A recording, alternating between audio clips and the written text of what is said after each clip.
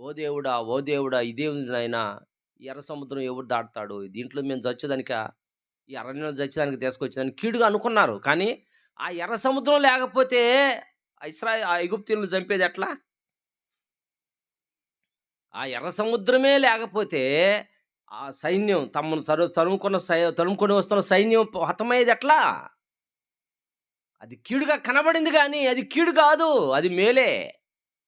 అట్లనే మన జీవితాల్లో కొన్ని నష్టం, కష్టం వచ్చినప్పుడు అదేదో కీడుగా మనం భావిస్తాం గానీ, దాని వెనకాల అందుకనే శ్రమ కలుగక మునుపు నేను త్రోవ విడిచితిని. ఇప్పుడు శ్రమ నొందియుండుట నాకు మేలాయెను.